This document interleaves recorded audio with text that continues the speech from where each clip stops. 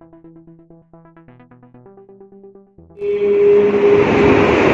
حضرات شوق اور ذوق اور محبت کے ساتھ آقا نامدار محمد عربی صلی اللہ علیہ وسلم کی ذات اقدس پہ درود پاک اللہم صل علی محمد وعلی آل محمد کما صلیت علی ابراہیم وعلی آل ابراہیم انک حمید مجید اللہم بارک علی محمد وعلی آل محمد كما باركت على إبراهيم وعلى آل إبراهيم إنك حميد مجيد. میرے انتہائی واجب الاحترام دوستوں، بزرگوں، نوجوان ساتھیوں، میں نے آپ حضرات کے سامنے اللہ کی کلام قرآن مجید فرقان حمید سے چند آیات مبارکہ تلاوت کی ہے اور حضور علیہ السلام کی ذخیرہ احادیث میں سے ایک چھوٹی سی احادیث مبارکہ بیان کی ہے. دعائے کہ اللہ جل جلالہ مجھے صحیح سے بیان کرنے کی توفیق بخشے اور اس کے بعد ہم سب کو صحیح سے سننے کی پھر اس پر عمل کرنے کی توفیق عطا فرمائے. سب سے پہلے تو اللہ کا فضل و کرم ہے کہ اللہ نے ہمیں یہ ملک جو لا الہ الا اللہ محمد رسول اللہ کی بات سنا اللہ نے ہمیں عطا فرمایا اور یہ آزاد ریاست ہے، آزاد ملک اللہ نے دیا ہے اور جس کا آج 14 اگست جشن آزادی ہے. یہ اللہ کی نعمت عظمی بہت بڑی ہے.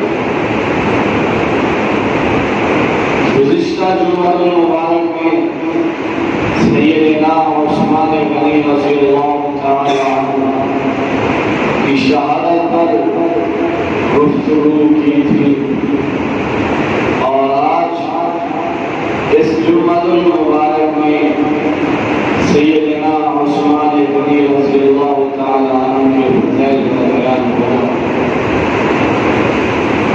جیسے میں نے گزشتہ جمعہ میں عرض کیا کہ رسول اللہ صلی اللہ علیہ وسلم نے فرمایا میرے صحابہ ستاروں کی مانند ہیں، تم میرے صحابہ سے کسی ایک کی بھی پیروی کرو گے تو تم کامیاب ہو جاؤ. تو صحابہ کی جماعت مکمل جماعت اللہ نے ان کے بارے میں قرآن میں فرما دیا رضی اللہ عنہم ورضوا عنہ کہ وہ مجھ سے راضی ہو گئے ہیں، میں ان سے راضی ہو گیا ہوں. پھر اور جگہ پر فرمایا اولئک هم المفلحون اولئک هم الفائزون، وہی لوگ تھے جو کامیاب ہو گئے، وہی لوگ تھے جو فلاح. کیونکہ 18 ذوالحجہ کو سیدنا عثمان غنی رضی اللہ تعالی عنہ کی شہادت کا واقعہ پیش آیا. ہم دنیا کی زندگی میں اتنا مصروف ہیں، ہمیں صحابہ کی تاریخ کا پتہ نہیں، ہمیں صحابہ کی شہادتوں کا پتہ نہیں، ہمیں فضائل صحابہ کی معلومات نہیں، کیونکہ ہم نے صحابہ کی زندگی کو صحیح معنوں میں پڑھا نہیں، اس پر صحیح طریقے سے اس کو پہچانا. حضرت عثمان غنی وہ عظیم جلیل القدر صحابی رسول ہیں جنہیں ذرا نور کہا جاتا ہے. یہ کسی اور صحابی کو مقام عطا اللہ نے نہیں فرمایا، یہ صرف اور صرف عثمان غنی کو اللہ نے مقام عطا فرمایا. رسول اللہ صلی اللہ علیہ وسلم کے داماد رسول اللہ صلی اللہ علیہ وسلم نے اپنی باقی لخت جگر حضرت عثمان غنی رضی اللہ تعالی عنہ کے عقد میں دی. اس کی وصال کے بعد، اس کی فوت ہونے کے بعد رسول اللہ صلی اللہ علیہ وسلم نے اپنی دوسری بچی کا نکاح حضرت عثمان غنی سے فرمایا اور فرمایا عثمان میں نے تیرے جیسا کوئی حیا والا انسان نہیں دیکھا کہ عثمان میں نے تیرے جیسا باکردار انسان نہیں دیکھا کہ او عثمان غنی یہ حیا کو دیکھو. رسول اللہ صلی اللہ علیہ وسلم اپنے گھر میں تشریف فرما ہے. سیدنا ابوبکر صدیق رضی اللہ تعالی عنہ تشریف فرماتے ہیں، دستک دیتے ہیں، پوچھا جاتا ہے کون؟ آگے سے جواب آتا ہے ابوبکر صدیق ہو. دروازہ کھلتا ہے، رسول اللہ صلی اللہ علیہ وسلم اپنے حجرے مبارک میں تشریف فرما ہے. ابوبکر صدیق وہاں گیا، بیٹھ گیا.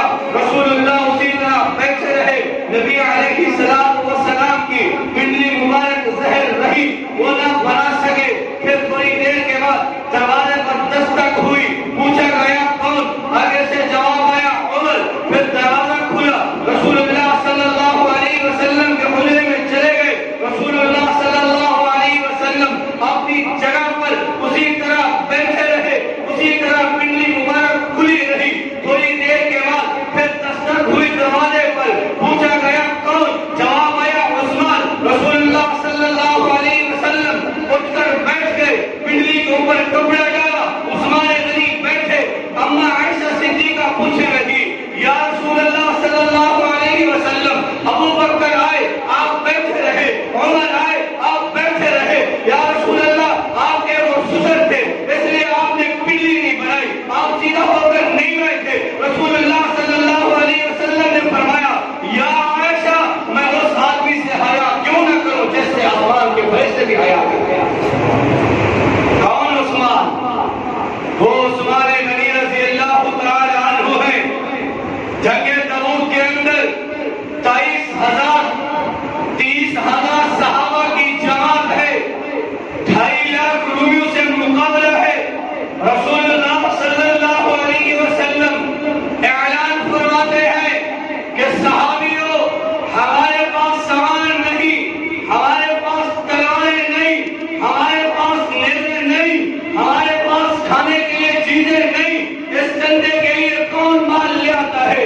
ابوبکر صدیق اٹھا، گھر کے اندر جا کر دیکھا، دروازوں پر ہاتھ پھیرا، کمرے پر ہاتھ پھیرا، جتنا سامان تھا رسول اللہ کے قدموں میں ڈال دیا. پوچھا گیا ابوبکر مال کتنا لے کر آیا ہے؟ کہا گیا یا رسول اللہ تیرا اور اللہ کا نام چھوڑ کر باقی بات تیرے دربار میں ہے. ہاں یہی وہ جنگ ہے.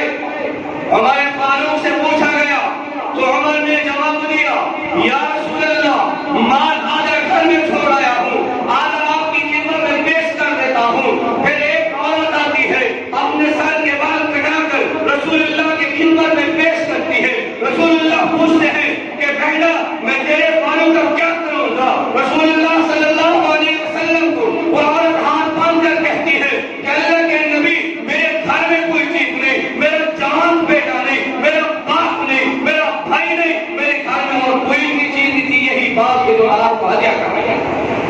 ہاں یہی وہ جنگ تھی. ایک عورت نے معصوم سا بچہ، 3 مہینے کا بچہ رسول اللہ صلی اللہ علیہ وسلم کے گود میں ڈال دیا. رسول اللہ صلی اللہ علیہ وسلم نے فرمایا کہ بہنا یہ بچہ تو لڑ بھی نہیں سکتا، تلوار بھی نہیں چلا سکتا، نیزہ بھی نہیں چلا سکتا، یہ تو جنگ جانتا نہیں. اس عورت نے کہا یا رسول اللہ مجھے معلوم ہے یہ لڑے گا بھی نہیں، رسول اللہ مجھے معلوم ہے تیر بھی نہیں چلا سکتا، رسول اللہ مجھے بھی معلوم ہے تلوار نہیں اٹھا سکتا. میں اس لیے اپنے بچے کو لے آئی ہوں. کل قیامت کے دن رب ذوالجلال اعلان فرمائیں گے کون ہے جو میرے دین کی بقا کے لیے اپنے بچوں کو قربان کیا تھا، اپنے بیٹوں کو ذبح کرایا تھا. رسول اللہ جب جہاد میں جائیں گے، صحابہ میدان میں جائیں گے، جب دشمن تیر چلائیں گے، جب دشمن تلواریں چلائیں گے تو اس کے سامنے میرا بچہ دینا میرے بچے کے ٹکڑے ہو جائیں گے، ساتھ ہی بات کرے گا. یہی وہ جنگ تھی. رسول اللہ صلی اللہ علیہ وسلم نے پھر اعلان فرمایا کہ 30,000 صحابہ ہیں، آگے مقابلہ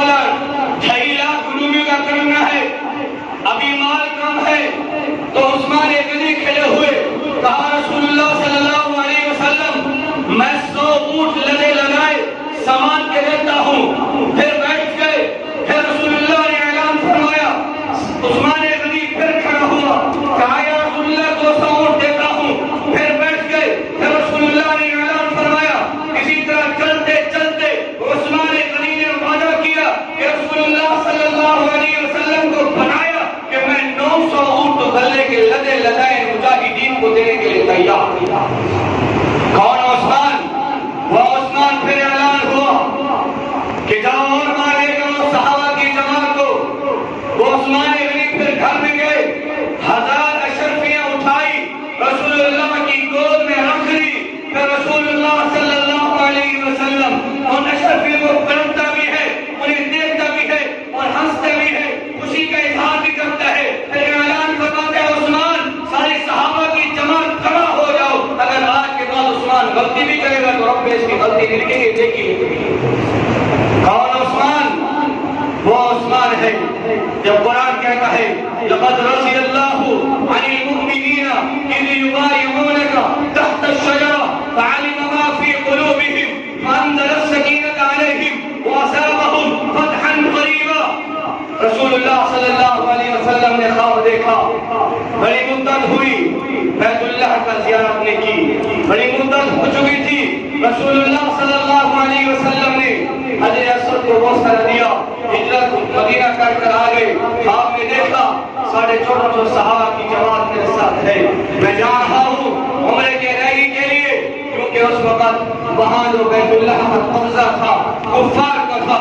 رسول اللہ صلی اللہ علیہ وسلم صحابہ کو لے کر صلح حدیبیہ کے مقام پر پہنچے تو اب سفیر بنانا تھا.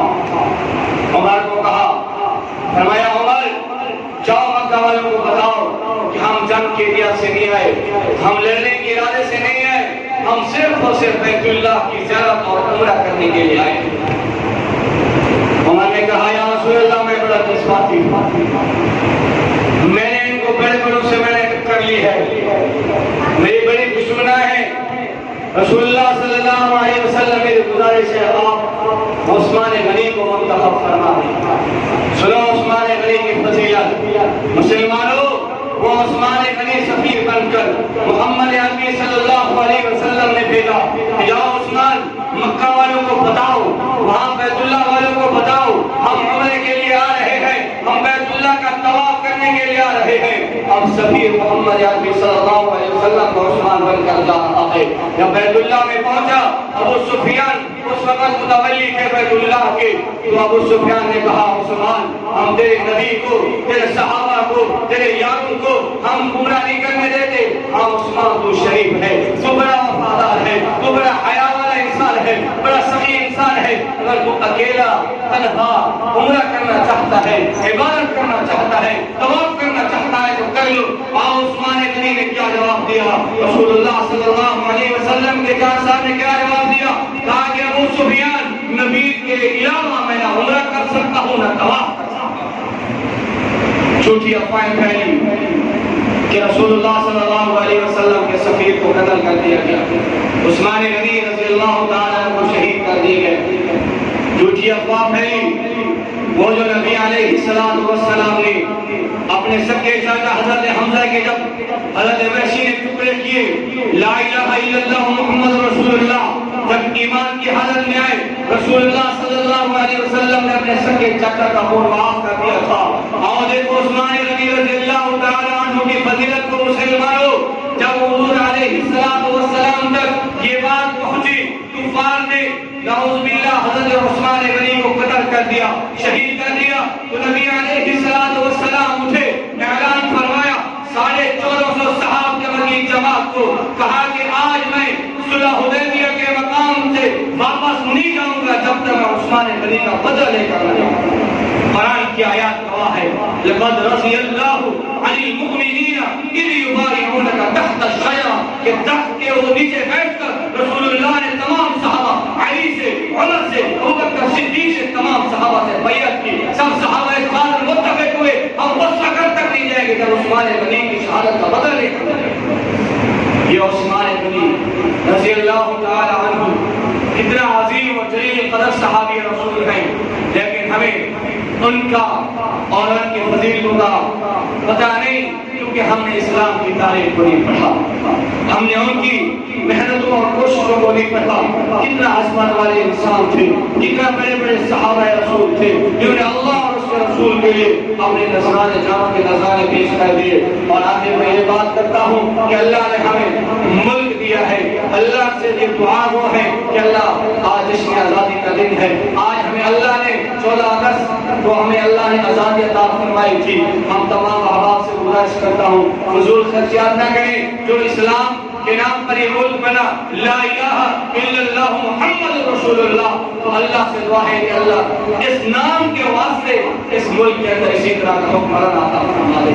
پھر میرے بھائی دوستو، اس ملک کے لیے، اس امن کے لیے جتنا ہمارا افراد جوان سرحدوں میں کھڑے ہیں، ہم تو آرام سے سو رہے ہیں، وہ بیچارے سرحدوں میں کھڑے ہو کر ملک کا دفاع کر رہے ہیں، ہماری پولیس ملک کا دفاع کر رہی ہے، ہماری تنظیم ملک کا دفاع کر رہی ہے۔ یہ ہر مسلمان اور ہر ملک کے پاکستان کے ہر فرد کا حق بنتا ہے، ہر بندے پر نظر رکھے جو مشکوک افراد ہوں۔ آپ کے محلے کے اندر کوئی دیکھیے کوئی غیر آدمی آ کر بیٹھا ہے، آپ اطلاع پہنچاؤ، آپ کے لیے بھی امن کا ذریعہ بنے گا اور اس ملک کی سلامتی کے لیے بھی امن کا ذریعہ بنے گا۔ دعا ہے کہ اللہ ہمارے ملک پاکستان کو عثمان غنی جیسا اللہ تبارک و تعالی بادشاہ عطا فرمائے، حضرت عمر جیسا امیر عطا فرمائے، ابوبکر صدیق جیسا امیر عطا فرمائے۔ دعا ہے اللہ ہم سب کو عمل کرنے کی توفیق عطا فرمائے۔